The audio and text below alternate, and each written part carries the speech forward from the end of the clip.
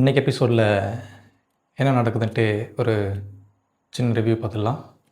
அப்போ தான் காமிக்கிறாங்க, அவங்ககிட்ட ஆளுங்க எல்லாருமே வந்து வாழ்த்து சொல்லுவாங்க. அப்புறம் அவங்க அழைப்பு தெரிவித்த அவங்க ரிலேஷன் எல்லாமே வந்து அப்பத்தாக்கிட்ட வாழ்த்து சொல்லுவாங்க. அப்படியே சொல்லிட்டு இருக்கும்போது அவங்க பிள்ளைங்க 2 பேரும் ரொம்ப சந்தோஷப்பட்டுக்கிட்டு நின்றுருப்பாங்க. ஆனால் கோமதியோட ஃபேமிலி ஒரு ஓரமாகவே நின்றுட்டு பார்த்துட்ருக்கும். அப்படி பார்த்துட்டு இருக்கும்போது கோமதி மட்டும் அங்கே போகணுன்ட்டு ட்ரை பண்ணிவிட்டு நின்றுருக்கும். ஆனால் அந்த சக்திவேலுன்றவர் கோமதியை அவங்க அம்மா கிட்ட நெருங்க விடாமல் மற்றவங்கள கூப்பிட்டு வாழ்த்து சொல்லிகிட்டு இருப்பாங்க.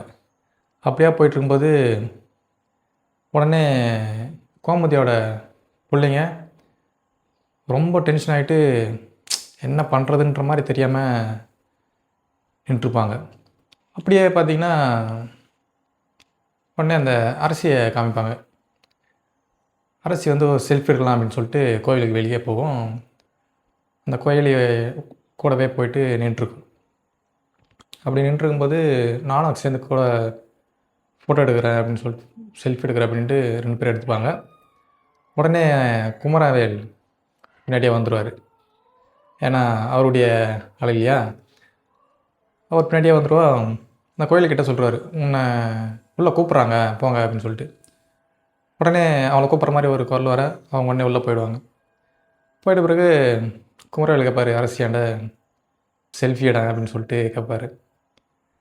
உங்ககிட்ட செல்ஃபி எடுக்க மாட்டேன், ஃபோட்டோ எடுக்க மாட்டேன், நீ கிளம்பு அப்படின்ட்டு ஒரு அருவருப்பாக சொல்லிவிடும் அரசி.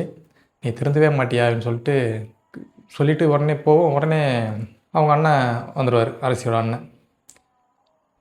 நீலாம் திருந்தவே மாட்டியாடா அப்படி இப்படின்னு பேசி உன்னை இங்கேயே வெட்டி பச்சிடுவான் அப்படி இப்படின்னு ரொம்ப திட்டி குமரவேலையை இன்சல்ட் பண்ணிவிடுவார். அது போல் பேசிவிட்டு உடனே உள்ளே காமிப்பாங்க. கோமதி அம்மா கிட்டே போகலான்னு வெயிட் பண்ணிக்கிட்டே இருப்பாங்க. தாய் நின்றுட்டே இருப்பாங்க. உடனே அப்பத்தாவே கூப்பிட்டுடும். என்னம்மா வா, நீ ஏன் பொண்ணு, நீ ஏன் தயங்கி நிற்கிற, வாம்மா கிட்ட வாம்மா அப்படின்னு சொல்லிட்டு கூப்பிடுவாங்க. அப்படி கூப்பிட்ட பிறகு தான் அவங்க 2 பிள்ளைங்களும் எதுவுமே சொல்லத்துக்கு வாய்ப்பு இல்லாமல் உடனே கோமதி அவங்க அம்மா கிட்ட போயிட்டு கட்டி பிடிச்சி அரவணைப்பாங்க. அவங்களுடைய நீண்ட நாள் ஒரு எதிர்பார்ப்பை, நீண்ட நாள் ஒரு ஆசையை இப்போ தான் வந்து திருப்தியாக அவங்களுடைய மனசில் இருக்கிற கஷ்டங்களை சந்தோஷங்களை எல்லாமே வெளிப்படுத்திக்குவாங்க. அப்பத்தாக்கிட்டு ஒரு வளையல் வாங்கி வச்சுருக்கோம் கோமதி. அந்த வளையல் எடுத்து அப்பத்தாவுக்கு போட்டு விடுவாங்க. அப்பத்தாவுக்கு போட்டு விடும்போது அப்பத்தா ரொம்பவும் சந்தோஷப்படுவாங்க. கோமதி, இது உனக்காக வாங்கி வச்சுருந்த வளையல்மா, உங்ககிட்ட கொடுக்கறதுக்கு எப்போவுமே எனக்கு டைம் கிடைக்கல, அதுக்கான சுச்சுவேஷன் அமையலை. இப்போ இது பண்ணணுன்ட்டு நினச்சேன், உங்களுக்கு இந்த வளையல் போட்டுட்டேன், இதுவே பெரிய சந்தோஷம் அப்படின்ட்டு அவங்களுடைய சந்தோஷத்தை சொல்லிக்குவாங்க. உடனே அந்த ஃபோட்டோக்காரங்களை ஃபோட்டோ எடுத்துகிட்டே இருப்பாங்க. பாண்டியன் ஸ்டோர் குடும்பத்தாளுங்க எங்களையும் ஒரு ஃபோட்டோ எடுத்துடுங்க அப்படின்ட்டு கேட்பாங்க.